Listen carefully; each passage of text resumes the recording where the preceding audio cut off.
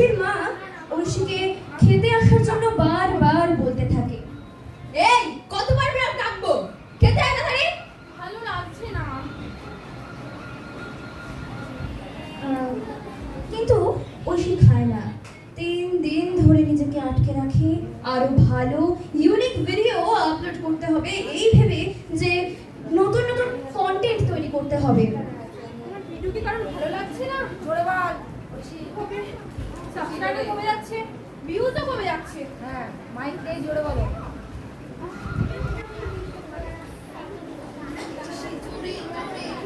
ঐশীর মা ঐশীকে সন্ধ্যাবেলা টিফিন খেয়ে নিয়ে পড়তে বসতে বলে।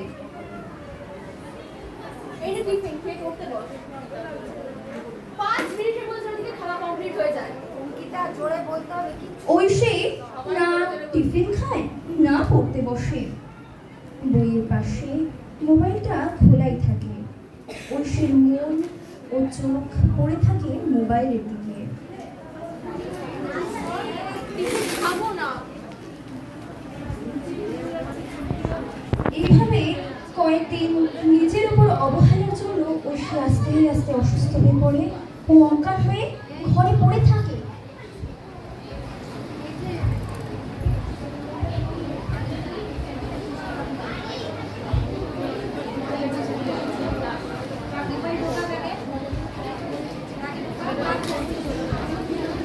পরদিন সকালে ঐশী, ঐশী, ঐশী, ঐশী। এক সাইড হয়ে যাচ্ছে, দর্শক দিয়ে বসে হয়ে যাচ্ছে।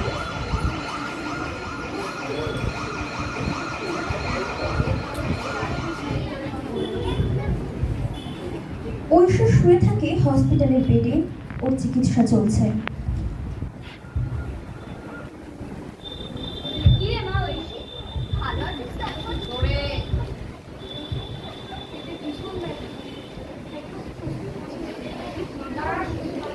আপনারা সরে যান। রোগীর কাছে এত ভিড় করছেন, শিগগির সরে যান। এই ডাক্তার, তোমরা কি করছো মেয়েটাকে? মেয়েটা তো এত কষ্ট পাচ্ছে। রিপোর্ট তো আসছে, আমরা তো যথাসাধ্য চেষ্টা করছি, কিন্তু ওদের তো করতেই হবে না। কি দেখছেন তো? মেয়েটা যদি হসপিটালে মারা যায়, তোমরা কি হসপিটালে কেউ এটার দায়িত্ব নেবে? শান্ত হওয়ার কিছু নেই। মেয়েটা যদি মারা যায়, তাহলে তোমরা কি হসপিটালে কেউ দায়িত্বটা নেবে? দর্শকের দিকে পিছন হয় না কেন? যেই অভিনয় করো দর্শক সামনে। ও ডাক্তার, ও ডাক্তার, তুমি কত শত পাশ করে এসেছো বিলেত ঘুরে মানুষের যন্ত্রণা ভোলাতে। ও ডাক্তার, ও ডাক্তার, তোমার এমবিবিএস না এফআরসিএস কোথায় এটুসের ডিগ্রি ঝোলাতে। ও ডাক্তার, ও ডাক্তার, সিরিঞ্জ রেডি করো।